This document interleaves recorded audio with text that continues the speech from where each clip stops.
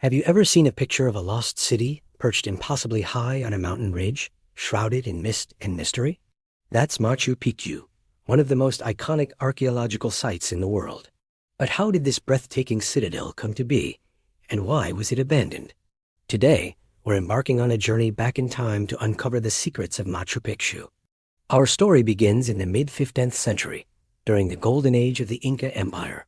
The Inca were master engineers and builders, ruling over a vast territory that stretched along the Andes Mountains. Their leader, a visionary emperor named Pachacuti Inca Yupanqui, is widely believed to have ordered the construction of Machu Picchu around the year 1450. But what was its purpose? For a long time, people thought it was a hidden fortress or the last refuge of the Inca. However, modern research paints a different picture. The stunning architecture, the presence of temples, and the fine quality of the stonework suggest it was something far more special.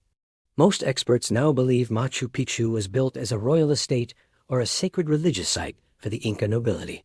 Think of it as a luxurious mountain retreat for the emperor and his court, a place to relax, perform ceremonies, and connect with the gods. The location itself is jaw-dropping. It's nestled on a mountain ridge, about 2,430 meters above sea level, overlooking the sacred Urubamba River Valley. The Inca chose this spot for a reason. It was naturally defensible, with steep cliffs on most sides, and it was aligned with sacred mountains and celestial events. The construction was a marvel of engineering. The Inca cut massive granite blocks with incredible precision, fitting them together so perfectly that you can't even slide a knife blade between them. And they did this all without mortar, wheels, or iron tools. They even built over 700 agricultural terraces that not only provided food, but also prevented erosion on the steep slopes. These terraces, along with the sophisticated canal system, show just how in tune the Inca were with their environment. The site is divided into two main sections: the agricultural zone with its endless terraces and the urban zone. The urban zone is where you'll find the most famous structures. There's the Intihuatana stone, a mysterious carved rock believed to have been an astronomical clock or calendar used to track the sun's movements. Then there's the Temple of the Sun, a semicircular building whose window aligns perfectly with the sunrise during the winter solstice. And let's not forget the Room of the Three Windows, which offers a stunning view and holds deep symbolic meaning related to the Inca origin myth. Every corner of Machu Picchu whispers stories of a sophisticated society deeply connected to the cosmos and the natural world. It was a bustling place, home to an estimated 750 people, including the emperor's retinue, priests, and support staff. So if this place was so important, why was it abandoned? This is one of Machu Picchu's greatest mysteries. By the 1530s, the Spanish conquistadors had arrived in Peru, bringing with them disease and war that devastated the Inca Empire. However, there's no evidence that the Spanish ever found or attacked Machu Picchu. It seems it was abandoned just about 100 years after it was built, around the mid-16th century. One leading theory is that the smallpox epidemic, which spread rapidly through the empire, even before the Spanish arrived in the heartland, reached the isolated citadel. With its population decimated by disease and the central Inca government collapsing, the residents may have simply left. Another theory is that the fall of the empire disrupted the supply lines needed to sustain such a remote estate, forcing its inhabitants to move elsewhere. Whatever the reason, the jungle slowly crept in, hiding the city from the outside world for centuries. While local people always knew of its existence, Machu Picchu remained largely unknown to the rest of the world until 1911. That's when an American historian and explorer named Hiram Bingham was led to the site by a local farmer. Bingham, often mistakenly credited with discovering it, was stunned by what he found. He conducted excavations and brought international attention to the lost city of the Incas. His articles and photographs in National Geographic sparked a global fascination that continues to this day. Of course, Bingham's expeditions were controversial. He removed thousands of artifacts, including ceramics, tools, and human remains, and took them to Yale University. For years, the Peruvian government fought for their return. It wasn't until 2011, a century after Bingham's arrival, that the final batch of artifacts was returned to Peru, where they are now housed in a museum in Cusco. Today, Machu Picchu is a UNESCO World Heritage Site and one of the new 7 wonders of the world. It attracts over 1 million visitors each year, all eager to walk its ancient stone paths and feel its spiritual energy. But this popularity comes with a price. The sheer number of visitors puts a strain on the delicate structures and the fragile mountain environment. To protect this incredible legacy, authorities have implemented strict ticketing systems, visitor limits, and designated walking circuits. The goal is to balance tourism with preservation, ensuring that future generations can also marvel at the genius of the Inca. From a royal retreat built by a powerful emperor to a mysterious ghost town hidden by the jungle, and finally to a world-renowned icon of human history, the story of Machu Picchu is as captivating as its views.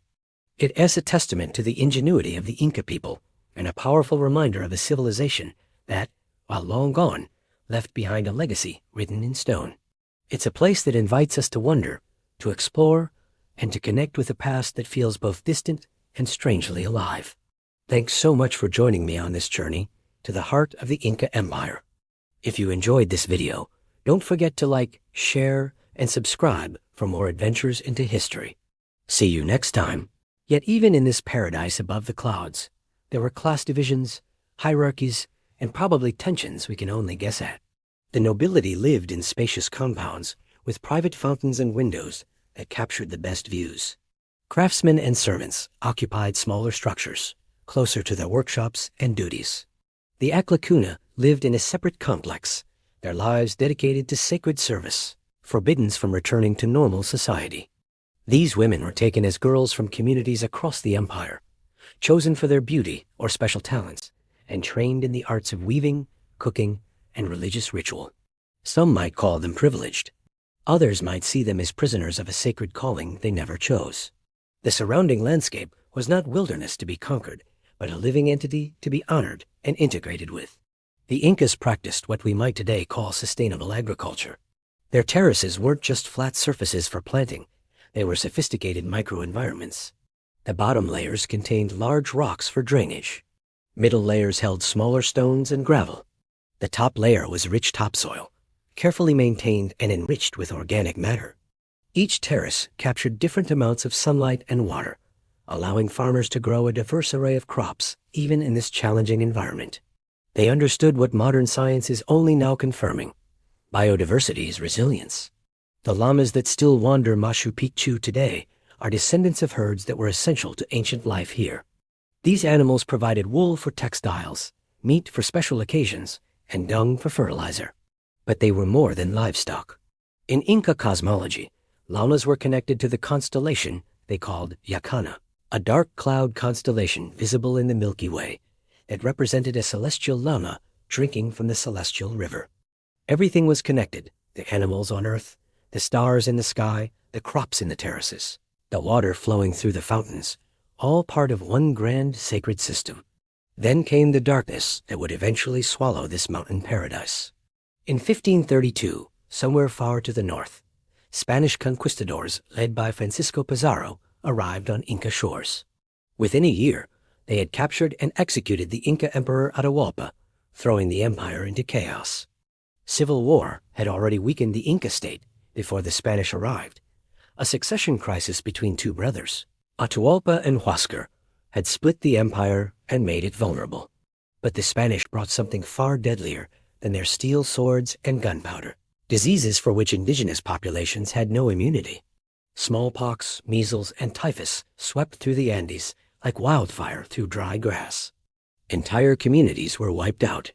The roads that had connected the empire now became highways of death, carrying plague from one population center to another. Conservative estimates suggest that 90% of the indigenous population died within a century of first contact with Europeans. This was not conquest in the traditional sense. This was biological apocalypse. Machu Picchu faced a unique situation during this catastrophe. Its remote location, accessible only by narrow mountain trails, offered some protection from the chaos engulfing the lowlands. The Spanish, obsessed with capturing the legendary riches of Cusco and other major cities, never found this sanctuary in the clouds. But isolation is a double-edged sword. As the empire collapsed, as the road systems fell into disrepair, as the complex administrative networks that supplied highland cities disintegrated, Machu Picchu found itself cut off. Sometime in the mid-16th century, probably between 1540 and 1572, the residents of Machu Picchu made a decision that has puzzled researchers for decades. They left. They didn't flee in panic. There's no evidence of violence or hurried departure. They didn't abandon their city to conquerors. The Spanish never knew it existed. They simply walked away, descending the mountain trails for the last time, leaving their perfectly constructed city to the creeping embrace of the jungle. Why did they leave? Theories abound, each one a window into possible truth. Perhaps the disruption of the empire meant they could no longer receive the supplies and personnel needed to maintain the complex infrastructure. Maybe the spiritual purpose of Machu Picchu became meaningless once the empire that gave it context had collapsed. Disease may have reduced the population below the critical threshold needed to maintain the agricultural terraces and water systems. Or perhaps, in the face of catastrophe, the residents returned to their ancestral communities, choosing to face the end of their world with their blood relatives, rather than among the elite in a mountain sanctuary. Whatever the reason, nature moved quickly to reclaim what humans had briefly borrowed. Moss crept across the stones. Roots pushed into cracks, widening them year by year. Vines draped over temples and palaces like shrouds. Trees grew from courtyards and plazas, their trunks thickening, their branches spreading, until buildings became barely distinguishable from the forest itself. The agricultural terraces, no longer maintained, began to erode. The fountains, their channels clogged with debris, stopped flowing. The Intihuatana stone, once the center of cosmic observation, stood silent beneath the indifferent sun, measuring time for an audience that no longer existed. For more than 3 centuries, Machu Picchu existed in a state between life and death. It was not completely forgotten. Local farmers knew of old ruins on the mountain. They occasionally explored the terraces, even cultivated small plots among the stones. But the city's true nature, its original purpose and grandeur, had been lost. It became a ghost, a memory of a memory, spoken of in whispers around highland fires, but never fully understood. Then came July 24, 1911. An American historian named Hiram Bingham, funded by Yale University and National Geographic, was searching for Vilcabamba, the legendary lost city of the Incas, where the last Inca rulers had held out against Spanish conquest. A local farmer named Melchor Artiga agreed to guide him up a mountain called Machu Picchu, Old Peak, and its companion Huayna Picchu, Young Peak. Bingham complained about the difficulty of the climb, the rain, the mosquitoes. He was exhausted and skeptical when they reached the ridge. Then the clouds parted. Before him stood a vision that seemed impossible. Stone structures of breathtaking precision emerging from centuries of jungle overgrowth. Terraces cascading down slopes like frozen waterfalls. Temple walls fitted together with such perfection that they seemed to have grown naturally from the mountain rather than been constructed by human hands. Bingham later wrote that he felt as though he had discovered a dream materialized in stone. The rediscovery of Machu Picchu, a problematic term since local people had always known it was there, launched a new chapter in the city's story. Bingham returned with larger expeditions, clearing jungle, documenting structures, and controversially removing thousands of artifacts to take back to Yale. The site began to attract scholars, treasure hunters, and tourists. Roads were built, then a railroad, then hotels. The quiet mountain sanctuary that had slept for centuries suddenly found itself thrust into the global spotlight. Archaeologists and historians began the painstaking work of understanding what they had found. Unlike the Spanish chronicles that documented other Inca cities, Machu Picchu appeared in no colonial records. It had been abandoned before the conquistadors could write about it, making it almost unique in the Americas, a major pre-Columbian city that the colonizers never knew existed. This meant it was relatively undamaged by European destruction, but it also meant there were no written records to explain its purpose, population, or history. The restoration work began in earnest in the mid-20th century. This was not simple construction or repair. It was detective work performed in stone and earth. Archaeologists had to distinguish between what was original Inca construction and what had been disturbed by centuries of nature as encroachment. Every stone removed from a collapsed wall raised questions. Where did it originally belong? How did it fit? What did this structure look like when it was whole? Early restoration efforts were sometimes too aggressive, rebuilding structures in ways that might not reflect original construction. Modern restoration has become more conservative, more scientific. Archaeologists now use principles of anastylosis, reassembling only elements that clearly belong together, using original materials and techniques whenever possible, leaving visible distinctions between ancient construction and modern stabilization. The goal is not to recreate an imagined perfect version of Machu Picchu, but to preserve what survives while allowing visitors to understand what has been lost. The work is ongoing and probably will never be finished. Each year, teams of conservators work to stabilize walls threatened by erosion, clear drainage channels that prevent water damage, and monitor the structural integrity of buildings stressed by the weight of hundreds of thousands of visitors annually. They fight a constant battle against the same natural forces that first reclaimed the city: wind, rain, root growth, and the slow but inexorable movement of the mountain itself. What has emerged from this century of study and preservation is an understanding of Machu Picchu that would astound Hiram Bingham. Modern techniques, ground-penetrating radar, laser mapping, DNA analysis of ancient remains, isotope studies of food residues have revealed layers of complexity that visual inspection alone could never uncover. We now know that the stones were likely moved using log rollers and earthen ramps, shaped using stone hammers and bronze chisels, and fitted together through a process of trial and error that required extraordinary patience and skill.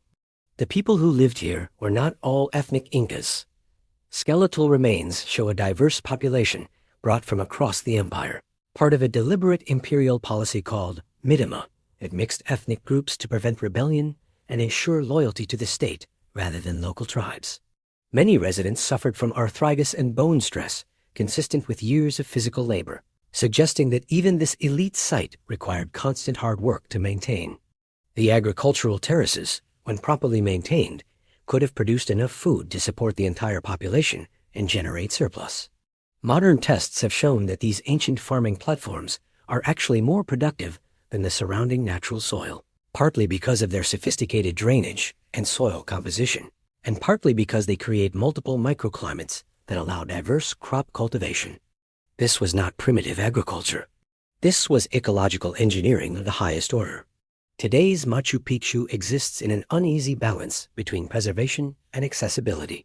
It is Peru's most visited tourist attraction and one of the new 7 wonders of the world, drawing over 1 million visitors in busy years. This brings economic benefits, but also existential threats. Human traffic erodes stone pathways.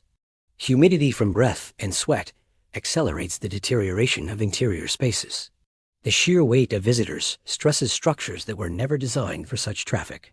Conservation efforts now focus on sustainable tourism. Visitor numbers are capped. Certain fragile areas are closed to the public.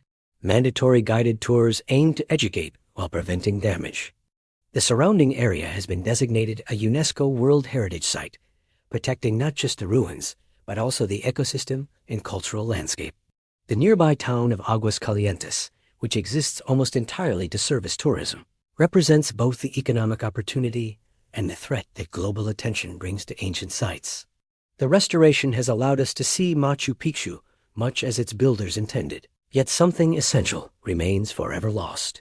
We can walk the same stone pathways, touch the same walls, look out from the same viewpoints, but we cannot hear the prayers that once echoed. From the temples, smell the incense that burned in ceremonies, or feel the presence of the community that gave this place meaning. The stones have been cleaned and stabilized, but the spirit that animated them has become silence. What the reconstruction reveals is both humbling and inspiring.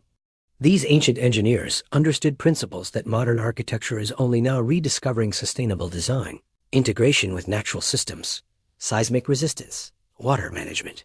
The buildings at Machu Picchu have survived earthquakes that destroyed colonial-era Spanish structures in nearby valleys.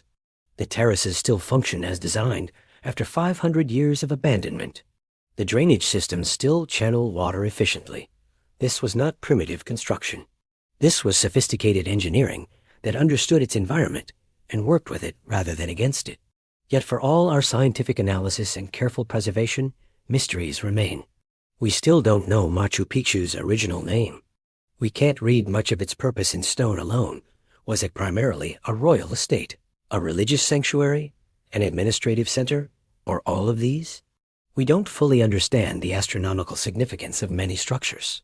We can't hear the stories told around fires, the songs sung during festivals, the prayers whispered at dawn. The Reconstruction has given us the body of Machu Picchu, but its soul remains elusive, scattered in the winds that still sweep across the mountain ridge. Hey everyone, and welcome back to the channel. Today, we're diving deep into a topic that so many of you have asked about: how to finally stop procrastinating and actually get things done. We've all been there, right? That giant to-do list is staring you down. You know you have a deadline approaching, but suddenly, organizing your sock drawer seems like the most important task in the world.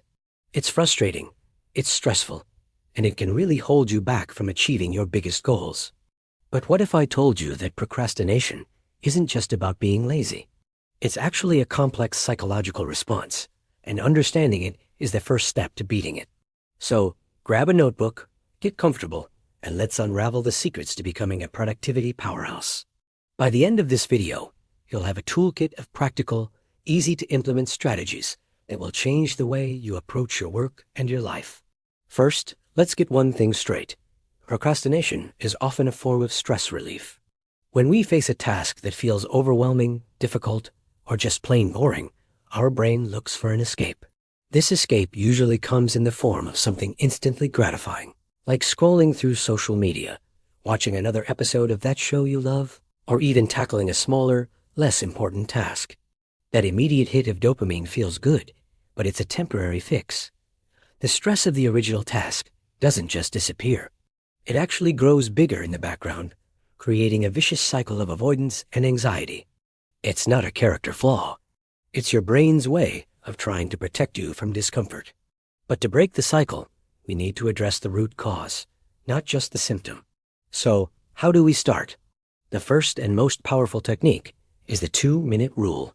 It's incredibly simple. Whatever task you're avoiding, just commit to doing it for 2 minutes. Just 2. Want to write a 10-page report? Just open the document and write 1 sentence. Need to clean the entire kitchen? Just load a few dishes into the dishwasher. The magic of this rule is that starting is always the hardest part. By lowering the barrier to entry so ridiculously low, you trick your brain into getting started. More often than not, once those 2 minutes are up, you'll find you have the momentum to keep going. It's about building an action habit and proving to yourself that the task isn't as monstrous as you imagined. Next up, let's talk about breaking it down. A big reason we procrastinate is that a project looks like one giant, unconquerable mountain. Write a book sounds impossible. Clean the house feels like a week-long chore. The key is to break that mountain down into tiny, manageable pebbles. Instead of write a book, your first step might be brainstorm 3 possible chapter titles. Instead of clean the house, it's wipe down the kitchen counters. Each of these small tasks is specific, achievable, and far less intimidating. When you create your to-do list, don't write down vague projects. Write down the very next physical action you need to take. This clarity eliminates the guesswork and the feeling of being overwhelmed, making it much easier to just dive in and tick something off your list. Another game changer is a technique called time blocking. This is where you schedule your tasks directly into your calendar, just like you would a meeting or an appointment. Instead of a floating to-do list that you hope to get to sometime today, you'll have a concrete plan. For example, from 10 o'clock to 10:45 a.m., you're working on the presentation. From 2 o'clock to 2:30 p.m., you're answering important emails. This does 2 things. First, it forces you to be realistic about how much you can actually accomplish in a day. Second, it protects your time and focus. When that block of time arrives, you know exactly what you're supposed to be doing. There's no decision fatigue. You just follow the schedule you've already created for yourself. It's like giving your future self a clear set of instructions. But what about distractions? In today's world, they are everywhere. Your phone is buzzing, notifications are popping up, and the entire internet is just a click away. To truly focus, you need to create a distraction-free environment. This might mean putting your phone in another room or using an app that blocks distracting websites for a set period. Tell your family or roommates that you need an hour of uninterrupted time. The physical environment matters too. A cluttered desk can lead to a cluttered mind. Take a few minutes to clear your workspace before you begin. By consciously removing potential distractions, you're making it easier for yourself to stay on task and get into that deep workflow state where productivity really happens. Let's also talk about the power of rewards. Your brain loves rewards. It's wired for them, so use that to your advantage. Link the completion of a task you're dreading to something you genuinely enjoy. For example, after I finish this report, I can watch an episode of my favorite show. Or, once I've spent 1 hour studying, I can spend 15 minutes on social media guilt-free. This creates a positive feedback loop. Your brain starts to associate the difficult task with the pleasant reward that follows, making it easier to get started next time.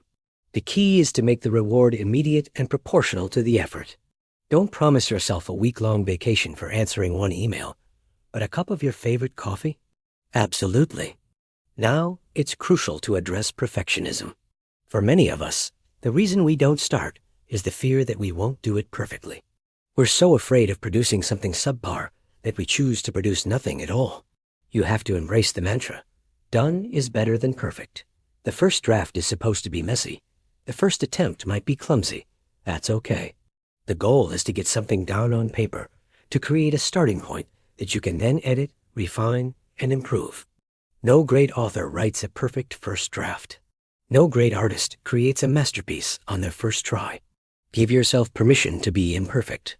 It's incredibly liberating and is often the key that unlocks the door to starting.